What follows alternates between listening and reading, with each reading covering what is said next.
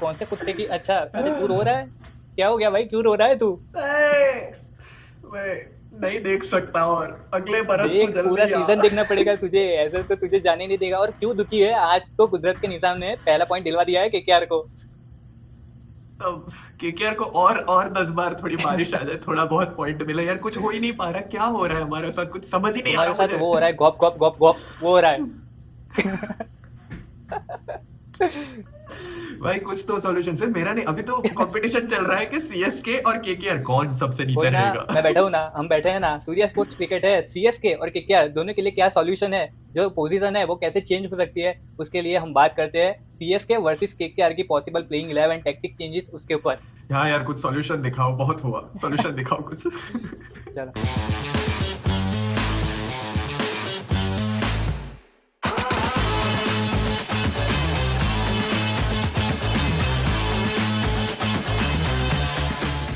शुरू करते हैं सबसे पहले सीएसके के लिए कि भाई तुम लोगों का तो ओपनिंग पैर सॉर्टेड था, है कि मात्रे और संजू अगर आ सकता था तो ऋतुराज को फोर्सफुली ऊपर क्यों हाँ। लेके आए, क्या दिक्कत और है? ऋतुराज ऐसा भी नहीं कि ओपनिंग में आगे पावर प्ले का अच्छे से यूज कर रहा है, वो कलाइयों के थ्रू सिंगल डबल में ही फोकस करे जा रहा है। एक शॉट लगाया, उसके बाद आउट हो गया। यार, एक तो मात्रे ने जिस तरीके से लास्ट खेला था उसको ही ओपन करना चाहिए था संजू के साथ। हाँ, और संजू का भी तो मैं क्या ही बात करूं, वर्ल्ड कप के बाद मुझे लगता है गौतम गंभीर ने ऐसा कोई बोल दिया है कि अगर तूने सीएसके में परफॉर्म किया तो तेरा इंटरनेशनल तो तू भूल ही जा। मुझे तो इसीलिए लग रहा है कोई परफॉर्मेंस ही नहीं दिखा रहा, 3 मैच में single digit score, Ruturaj Gaikwad का कोई अता पता नहीं, जो बंदा अच्छा खेल रहा है उसको भी मैं बोल रहा हूँ इनडायरेक्टली मात्रे ही ओपन कर रहा है, क्योंकि वो तो अभी 1 डाउन में 2-3 बॉल में आ ही हाँ यार, जाता वही तो। है। इनके पर मेन जो प्रॉब्लम्स है, चलो बैटिंग थोड़ी भी अच्छी है इनके लिए, पर जो मेन प्रॉब्लम है वो है इनके बॉलर्स, क्योंकि कोई ओपनिंग स्पेल्स में हम देख ले विकेट ही नहीं पा रहा है। और जो इनका हुकुम का इक्का था, नूर अहमद, जो लास्ट टाइम पर्पल कैप में सेकंड नंबर पे था, वो भी मिडल ओवर्स में विकेट ही नहीं ले पा रहा है। और उसकी जो इकोनॉमी है वो 11 रन पर ओवर है इस बार। बॉलिंग की अगर तूने बात कर ही रहा है तो यार जाडेजा को तो पहले जाने दिया इन लोगों ने, ठीक है, और कितने सारे सारे अच्छे अच्छे ऑप्शंस थे मिनी ऑक्शन में और इवन मेगा ऑक्शन में, ना ही कोई बॉलर रिटेन किया, सिर्फ बैटिंग पे ही ध्यान दिया, डैडीज होम करते रहे, कोई सॉल्यूशन ही नहीं मिला बॉलिंग को उनके पास। मैं हम्म। गिनाता हूँ, ठीक है, Theekshana was a hmm. Good option, Pathirana को रिटेन कर बिल्कुल। सकते थे, तुषार मैकग्राथ को रख हाँ। सकते थे, उनको भी जाने दिया, और Ravi Bishnoi was a good option in this mini auction, कितना बॉलिंग सॉर्ट कर सकते थे, कुछ नहीं किया, कुछ हाँ भी यार, नहीं। इनकी अगर मतलब तुषार देशपांडे की हमने रिसेंट जो मैच हुई उसमें देखा कि कितना खतरनाक लास्ट ओवर डाला था, वहां पे मैच जीता है। और जिन जिन प्लेयर्स को इन्होंने रिलीज किया है वो देखो मैच विनर्स बन के घूम रहे हैं दूसरी टीम में। जैसे समीर रिजवी 2 मैच अपने ही दम पे जिता दिया, लुंकी एनगिटी दोनों मैच में इतनी इंप्रेसिव बॉलिंग की है। और तुषार देश पांडे बाकी के भी अगर ध्यान से देखने जाएं तो इनके जो रिलीजेस है वो बिल्कुल आउट ऑफ माइंड थे, क्योंकि ये लोग ज्यादा एक्सपीरियंस प्लेयर्स पे ही डिपेंड कर रहे थे। और अब जब ट्रांजिशन फेस आया है और वो भी बिना थाला के, इनका असली परफॉर्मेंस जो था वो दिख रहा है। 14 करोड़ का एक तो टैग दे दिया, इतने अच्छे अच्छे नए प्लेयर्स लेके आए थे, बट इतना ज्यादा प्राइस में तो अंडर प्रेशर फील ही करेंगे ना वो हम्म। हमेशा। उनके पास कितना बेटर ऑप्शन था कि डेविड मिलर को ले सकते थे, जो दूसरे टीम ने 2-3 करोड़ में हाँ। शायद लिया है, ठीक है, वो थोड़ा स्ट्रेंथ देता, एक्सपीरियंस देता, कोई एक्सपीरियंस ही नहीं है लोअर ऑर्डर में, कैसे लास्ट ओवर्स में वो रन मार के देख सकते हैं। दूसरा इनके पास ऑप्शन था बॉलिंग में, लुंगी निगिडी को भी ला के स्ट्रेंथ कर सकते थे, तो 250 तो नहीं बनता, जो आरसीबी में जो हालत खराब हुई हाँ। उनकी। नहीं भाई, नेक्स्ट लेवल फंबल मारा है इन दोनों टीम जो अभी बॉटम ऑफ द टेबल है, और मुझे तो लग ही नहीं रहा कि यहाँ से उबर हम्म। पाएंगे, पर फिर भी हमने थोड़ा बहुत सॉल्यूशन कुछ ला सकते हैं इनके लिए, अगर कोई देख, सॉल्यूशन मिले। इनका एक तो चेपॉक गढ़ हुआ करता था जो फोर्ट्रेस धोनी ने खड़ा किया था, अभी उसकी हाँ। ईंट से ईंट बजाने पे तुला है ऋतुराज गायकवाड़। तो एक तो पहले कैप्टनसी चेंज करो, क्योंकि उसके बस की बात नहीं है। टू अर्ली टू से, बट संजू सैमसंग उसको लाया ही इसलिए गया था कि वो धोनी का रिप्लेसमेंट है, क्योंकि थाला अब तो नहीं खेलने वाले ज्यादा। वो जब तक आएंगे तब तक ये वो बाहर चले जाएंगे सीएसके वाले। तो एक तो पहले ही चेंज कर लो कि संजू सैमसंग से कैप्टनसी लो, मतलब उसको दो। और दूसरा तो है आयुष मात्रे के साथ ओपनिंग करो। फिर उसके बाद हमने जो सॉल्यूशन इनका प्लेइंग हाँ यार 11 के बट साथ है वो हमने बनाया है, वो लेके आते हैं तो उससे ज्यादा आइडिया मिलेगा कि सीएसके को क्या करना चाहिए। जो इनकी प्लेइंग 11 हो सकती है, क्योंकि इनका ओपनर संजू सैमसंग और मात्रे को ही रहना चाहिए, वो ज्यादा फास्ट स्टार्ट दे सकते हैं, क्योंकि बाकी की टीम्स को देखोगे 200 या 180 ही रिलेट हो पाता है। तो इनके अगर ओपनर्स ताबड़तोड़ होने चाहिए तो एक मात्रे, सैमसंग, और वन डाउन पे जो एंकर इनिंग्स खेलना है अगर तेरे को ऋतुराज, तो तू वन डाउन पे ही आएगा। तूने ऋतुराज का नाम क्या लिखा है? सीन यही हो गोट रहा है गोट उनके प्लेयर है, इसलिए मैं पास। इसको गोटिया बुलाता हूँ। तो अगर ऋतुराज वाला पॉइंट तो है, बट मैं ना दूसरा हुआ कि सरफराज से अच्छा उर्विल पटेल ऑप्शन है, मैं बोलूंगा ये कंट्रोवर्शियल है कि सरफराज अच्छा खेल रहा है, बट वो सामने खेल ही नहीं पाता, सिर्फ पीछे खेलने का उसका वो है 20। अगर तू देखेगा उनका वैगनविल सिर्फ पीछे खेलता है पीछे, अगर दो में थर्ड मैन और फाइनल रख दो ना वो खेल ही नहीं पाएगा। उर्विल पटेल का पिछला स्टार्टिंग में मैच वो आया केकेआर में पूरा मैच वन साइड करके खत्म कर दिया। उसके बाद गुजरात टाइटन्स के उसमें भी उसने कहीं 19 बॉल 38 कुछ मारा था, इतना तगड़ा उसका 200 प्लस स्ट्राइक रेट है। उसने सैयद मुश्ताक अली में अभी पिछले साल 28 बॉल में सेंचुरी मारी थी, उसके बाद जब सीएसके आने के टाइम पे इतना बढ़िया प्लेयर है उसको आप बिठा के रख रहे हो। सरफराज खान चलो अच्छा खेल रहा है नेट में नो डाउट, बट सामने स्ट्रेंथ नहीं है, लंबा नहीं वो भी टिक है। पर पाएगा। इनका एक है ना कि ब्रेविस नहीं है जब तक, तब तक सरफराज खेल रहा है। ब्रेविस आ जाएगा तो वहां पे मुझे लगता है कि ऑब्वियसली उसके साथ ही जाएगी सीएसके। बट अच्छा सॉल्यूशन के अगर मैं एडिशनली बोलूँ कि चल ब्रेविस को अभी साइड में रख, शिवम दुबे की तो मिडिल ऑर्डर में कोई गलती है नहीं, वो तो अच्छा ही कर रहा है जो भी कर रहा है वहां पे। बट कार्तिक शर्मा, क्या इतना प्रेशर आ गया है बंदे के ऊपर, खेल ही नहीं पा रहा, बॉल कहाँ जा रही है, और उसके एक्सप्रेशन देख रहे हैं तो कि कितना ऐसा यंग प्लेयर ऐसे मतलब रो रहा है, लिटरली रो रहा है हाँ वो। हाँ, पर उसका जो मतलब प्राइस टैग प्रशांत है ने इतना ज्यादा सॉरी। है कि वो प्रेशर आएगा ही आएगा। उसको कोई मेंटोर अच्छा सा चाहिए, वरना अगर मुझे लगता है कि उसको थोड़ा सा बिठाना चाहिए, अभी ग्रूम करो साइडवेज। और उसके साथ प्रशांत वीर, उसको मुझे लगता है कि थोड़ा अच्छा किया है। लास्ट आरसीबी के मैच में देखा था हमने, वो अच्छे से पहले टाइम ले रहा था पर उसने अच्छे से बैटिंग की है। तो एक प्रशांत वीर के साथ साथ जेमी ओवरटन, वो उसने जो इनिंग्स दोनों मैच में खेली है जब वो खेल रहा है, बाकी उसको बाहर बिठा दे रहा है ऋतुराज गायकवाड़, वहां पे भी कोई सेंस नहीं बनता है क्योंकि वो अच्छा कर रहा है। बॉलिंग में मार पड़ रही है पर तुम्हारे पास और कोई ऑप्शन ज्यादा अवेलेबल नहीं है फॉरेन के ऑलराउंडर्स में। हाँ उनको बॉलिंग में तो सुधार लाने के, बॉलर्स तो ना कोई उनको रिटेन करने का शौक है, पिछले सीजन भी यही दिखा और इस सीजन भी कोई है ही नहीं जो रिटेन करने लायक भी हो। वहीं पे जो दिक्कत है थोड़ा बहुत अगर हम सॉल्यूशन दिखा सकते हो तो अकील हुसैन और नूर अहमद, जो नूर अहमद को भी तो मार पड़ रही है बहुत ज्यादा, but Akeal Hosein will be a good choice right now, जो अभी ऐसे ही बेंच में वो बैठा भी है। हुआ है। और उसके साथ खलील अहमद तो ओपनिंग करे, बट डेथ बॉलर है ही नहीं, डेथ बॉलर तो सब जाने दिया कि लाओ हमने थोड़ा सा ग्रूम कर दिया अब तुम लोग सक्सेस का मजा लो। अकील हुसैन के अगर एंट्री होती है तो इनके पास जो पावर प्ले में विकेट टेकिंग ऑप्शंस नहीं है खलील के साथ साथ, मुझे लगता है वहां पे वो जो एम्प्टी होल है वो उसको फिल कर देगा अकील हुसैन। बाकी अगर इम्पैक्ट प्लेयर में तो अंशुल कंबोज, वो विकेट लेके अच्छी खासी सेलिब्रेशन भी कर रहा है। भाई तू अपने सिर्फ स्टेप पे ध्यान दे, ओवर मतलब जो तूने उसके बाद नो बॉल वो डाल दिया, उसके बाद टीम डेविड ने पीछे मुड़ के नहीं देखा। बट मैं अंशुल कंबोज का भी एक दूसरा बोलना चाहूंगा कि गुरजपनीत सिंह बहुत अच्छी बॉलिंग कर रहा था पिछले साल, उसको क्यों अभी तक बिठा के रखा है। Anshul Kamboj is a good option, but Gurjapneet death में भी बॉलिंग कर सकता है।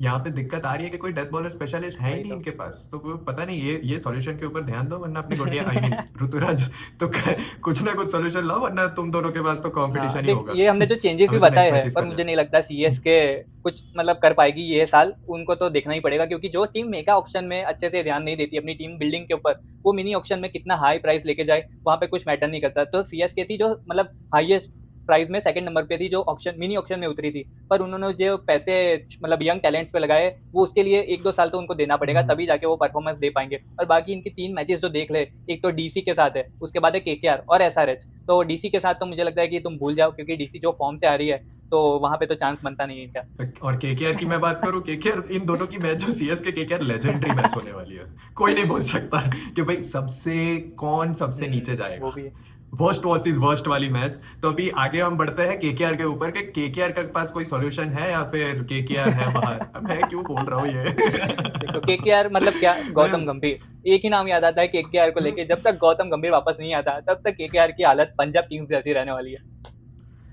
मैं बहुत फ्रस्ट्रेट हूँ केकेआर के लिए यार। वो पहली तो नारायण के साथ ओपनिंग करा दो यार, क्यों फोर्सफुली आप अजिंक्य के साथ इतना, मतलब मैं सेंस नहीं बनता कि उस नारायण को केएल राहुल बना के रखा है इन लोगों ने कि कहीं पे भी आ जा तू बैटिंग कर ले वो कर ले बॉलिंग कर ले, मगर नारायण के साथ वही ओपनिंग तो कराओ, क्यों नहीं करा यार, रहे। फेन एलर और नारायण कितना एक्सप्लोसिव होंगे बहुत दोनों खतरनाक। और साथ में। नारिन तो हम पहले भी हमने प्रीव्यू में बोला था कि वो जितने रन ऊपर से बनाएगा वो बोनस होने वाला है केकेआर के लिए। तो यार एक, हाँ और अजिंक्य अजिंक्य मिडिल ऑर्डर में भी वही तो तो। खेल सकता है कि वो स्पिनर्स को अटैक कर हम्म सकता है वहां पे तो। और मतलब मिडिल ऑर्डर की बात करें तो वहां पे जो मिडिल ऑर्डर में सबसे ज्यादा स्कैम हो रहा है केकेआर के साथ वो है रमनदीप सिंह। उसकी लास्ट हमने जो इनिंग्स मतलब थोड़ी देखी है, और लास्ट साल पूरा पूरा फ्लॉप था। इस साल भी जो तीन मैचेस खेले हैं, जब बैटिंग आई है तब वो उसमें फ्लॉप रहा है। तो रमनदीप सिंह को तो मैं गुस्सा दिला दूंगा, उसके पास पता नहीं अभिषेक नायर का कोई वीडियो पड़ा है कि क्या है, तो मतलब अभी तक कैसे खेल रहा है कोई। केकेआर ना किसी भी हाँ प्लेयर को इतना ज्यादा मौका नहीं देती, बट रमनदीप के पीछे वही ही तो पड़ा है। है। उनको ड्रॉप ही नहीं करना, कुछ भी नहीं करना, और सिर्फ रमनदीप। कैमरन ग्रीन, क्या है कैमरन कैमरन सिंह ग्रीन, के मुझे स्कोर बॉलिंग दिखा ना, नहीं मुझे करेगा। मैं कैलकुलेटर लेके बैठा हूँ कितने होता है बोलना। 18 18 10 4 4 2। और 2 उसके बाद ये बस अबे इसमें कैलकुलेटर साले तुझे शर्म नहीं आती? मुझे पहले बोल देता कि कैलकुलेटर की जरूरत नहीं है, क्योंकि इसका जब प्राइस आया था ऑक्शन में जिसके बाद केकेआर ने खरीदा था, वहां पे तो कैलकुलेटर ऐसे फट गया था, बाहर आ गया था। 25 पॉइंट जो करोड़ दिए थे, उसकी परफॉर्मेंस अभी तक उसके 25 रन भी नहीं बने, 63। 24 रन बने अभी उसके। क्या 1 रन का 1 करोड़ देना पड़ रहा है इनको। मैं पता नहीं यार, ये ऑस्ट्रेलियन प्लेयर्स जो केकेआर में आते हैं तो चल ही नहीं हाँ, पाते। पिछले साल फिर भी प्लेऑफ्स में मिचेल स्टार्क चल गया था कि ये लोग पहुंचेंगे नहीं, भी। केकेआर का चांस नहीं बनता है। आज तो आज जो मैच हुई है उसमें तूने देखा, वरुण चक्रवर्ती, नारायण, दोनों को बाहर बिठा दिया। और ये टीम के लिए हम सॉल्यूशन भी क्या ढूंढे? एक तो ये 5 साल में जो इनका जिन्होंने इतने सारे मैचेस जिताए उनको 2 मैच खराब खेला तो तीसरे में बाहर बिठा दिया, और फिर इतने सारे प्लेयर्स को बैक करे जा रहे। रिंकू रिंकू सिंह 2022 में भैया ने एक मैच जिता दिया था, बैट चुरा चुरा के का घर छाती पे लेके जाएगा मेरा भाई, तू कब खेलेगा? वही तो चांस था लास्ट मैच में, बहुत ही अच्छा चांस था, क्योंकि एक टाइम के लिए लग रहा था कि केकेआर वो चेस कर लेगी, और फिर वहां पे जाके जो रन आउट हुआ उसके बाद रिंकू और रमनदीप दोनों के पास इतना अच्छा बढ़िया मौका मिल गया था कि केकेआर को वहां से मैच जिता देते। पर तूने सही कहा कि एक ही मैच है, कोई वहां पे जब 5 छक्के मारे थे उसके बाद रिंकू का वो परफॉर्मेंस ही नहीं आ रहा है। और सॉल्यूशन भी क्या ढूंढे साला, एक मैच बैटिंग नहीं कर पाई, एक मैच बॉलिंग नहीं कर पाई। बट फिर भी है थोड़ा यार, देखते हैं कि कुछ थोड़ा अगर चेंजेस, इनका थोड़ा स्टेबिलिटी दिखाओ, एक मैच हारने पे प्लेयर को मत बिठाया करो। तो हमारे सॉल्यूशन के ऊपर बात करते हैं अभी। केकेआर यार एक गड़बड़ बहुत ज्यादा कर रही है कि वो स्टेबल प्लेइंग 11 नहीं रख रही है, बहुत ज्यादा चेंजेस कर रही है एक मैच हारने के बाद। तो इनको चाहिए एक स्टेबल, क्योंकि इनके पास स्क्वाड है। सीएसके के पास प्रॉब्लम ये है कि इनके पास बॉलर्स अच्छे नहीं है, पर केकेआर के साथ वो गड़बड़ नहीं है। हाँ, इंजरी है, पर इनकी प्लेइंग 11 जो स्टेबल अगर ये रखेंगे ना, तो बहुत ज्यादा चांस है कि केकेआर अच्छा करने लगेगी। तो इनके ओपनर्स पहले तो फिक्स कर दो, फिन एलन और सुनील, उसके साथ ही ओपनिंग कराया करो, ज्यादा चेंजेस मत करो। अगर 2-3 मैच अगर फेल भी हो जाते फिर भी इनके साथ स्टिक करो। और वन डाउन जो अंक्रीज रघुवंशी है, उसने तो बहुत अच्छी बैटिंग की है, तो वन डाउन पे तो उसको ला दो। हाँ यार, ये नारायण और एलन अगर आए ना, वो सिंपली 2012 वाला सीन हो सकता है जो क्रिस लिन और नारायण करते थे यार। ये दोनों बहुत बढ़िया लेफ्टी राइटी कॉम्बिनेशन भी ला सकते हैं, बट वो चीज तो पता नहीं करेंगे कि नहीं। रहाने मिडल ऑर्डर्स में आ सकता है कि रहाने और रघुवंशी दे कैन, वो जो सूदिंग ओवर्स है 7 से 15 तक, वहां पे वो स्मूथ कर सकते हैं वो चीज। और मैं बोलूं कैमरन ग्रीन को बिठा दो, जैसे हमारे थाला ने बिठाया था ना 15 करोड़ के हाँ, बेंच स्टॉक्स को, वैसे ग्रीन को बिठा दो, थोड़ी राहत मिलेगी वहां पे। ये दोनों संभाल सकते हैं, फिर आगे जाके रिंकू और पॉवेल को लोअर ऑर्डर हिटिंग के लिए दो पॉवेल का मौका। तो हमने देखा, फिर पॉवेल वर्ल्ड कप भी आएगा। देखा था कि कितनी हम्म बेहतरीन तरीके से वो बॉल हिट कर रहा था। फॉर्म में भी है तो उसको खिलाना ही चाहिए। अगर प्योर बैटर ही खिलाना है कैमरन ग्रीन को, हम्म तो उससे तो अच्छा ऑप्शन पॉवेल ही है। हाँ पॉवेल है, और रमनदीप तो बॉलिंग भी हम्म। नहीं कर रहा, वो तो पता नहीं क्या टाइगर श्रॉफ बन के बैठा है, सिर्फ कूदता रहता है फील्डर में, सस्ता ग्लेन फिलिप्स बनना है उसको, ना मैं बैटिंग करूंगा ना मैं बॉलिंग करूंगा। तो मैं वही बोल रहा हूँ कि पॉवेल को खिलाओ। पॉवेल के बाद अनुकुल रॉय, चलो ज्यादा पावर हिटिंग नहीं देख सकता, बट अनुकुल रॉय एक बैटिंग बिल्कुल। ऑप्शन देता है। तो वहां पे है, ये सॉल्यूशन है, बट पता नहीं ये जानबूझ के नहीं ढूंढना चाहते, बस सिंपैथी लेने के लिए कोशिश कर रही है क्या कि हम हमारे तो मेन प्लेयर्स इंजर्ड हो गए इस साल नहीं, अभी अगले साल देखेंगे। इंडियन आइडल नहीं है, आईपीएल है, इंडियन प्रीमियर लीग चल रही है, तो यहाँ पे रोने धोने से काम नहीं बढ़ेगा। क्योंकि बॉलिंग में अगर देखें तो रोने वाला ही काम है, पर अच्छे बॉलर से अगर अच्छे से यूज कर सके तो। क्योंकि इनके पास ब्लेसिंग मुजरबानी हमने देखा था, थोड़ी मार खाता है पर विकेट टेकिंग एबिलिटीज है उसके पास। तो मुजरबानी है, कार्तिक त्यागी, हम्म वो भी अच्छी खासी पेस से बॉलिंग डालता है, थोड़ा उसको टाइम लगेगा। इतने टाइम बाद हमने देखा कि वो मैच खेल रहा है, तो उसको थोड़ा सा टाइम लगेगा। और नवदीप सैनी जो आज इनका हम्म इंक्लूजन हुआ था स्क्वाड में, तो उसको भी थोड़ा चांस दे लो।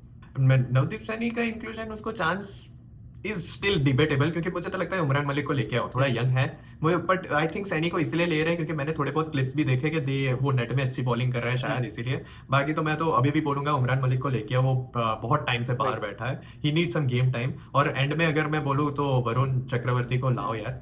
वरुण चक्रवर्ती को बिठाओ मत, क्योंकि वो बंदा बहुत इमोशनल है, वो अगर बिट जाता है ना तो फिर वो पूरा सीजन नहीं खेलेगा। अब तू, मैं जानता हूँ तू बोलेगा उसको थोड़ी रेस्ट की जरूरत है, बट आई थिंक उसको कंसिस्टेंसी दिखाओ, ट्रस्ट रखो, वो ट्रस्ट दिखाओगे, बंदा इमोशनल है, वो अच्छा और अच्छा पर खेलेगा। यार जिस तरीके से उसको भी मार पड़ रही है, बहुत ज्यादा मार पड़ रही है, तो इसलिए मैं कह रहा हूँ कि उसको बाहर बिठाना एक अच्छा ऑप्शन है। 1-2 गेम के लिए बाहर बिठाओ, ताकि जाके वो इतना ज्यादा चलता रहता है ना, माइंड में तो थोड़ा क्लियर होता है और बंदा फोकस अच्छे से कर पाता है। तभी जाके मैंने उसको प्लेइंग 11 से हम्म अगर रखना है बाहर तो रख सकते हैं, क्योंकि नारायण और उसके साथ अनुकुल रॉय, दो स्पिनर ऑप्शंस अवेलेबल है केकेआर के पास। पॉसिबल, बट इम्पैक्ट प्लेयर में तो मैं एक नया नाम जो चलेगा, मैं बोल रहा हूँ चलेगा, तेजस्वी दहिया जो है, हम्म। तेजस्वी सिंह, वो बहुत अच्छा बैटिंग कर हम्म। सकता है। उसके मैंने नेट में भी मैंने उसकी बैटिंग देखी है, उसने प्रैक्टिस मैचेस में भी अच्छे खासे स्कोर्स मारे हैं। रमन को उसका थोड़ा T20 बिठा का दो, स्ट्राइक रेट भी निकाल दो। 168 है, तो बहुत ही अच्छा है। और मिडल ऑर्डर बैटर है, तो अगर रमनदीप सिंह है उसकी जगह पे, तो हाँ बेस्ट ऑप्शन अवेलेबल केकेआर के पास है तेजस्वी सिंह।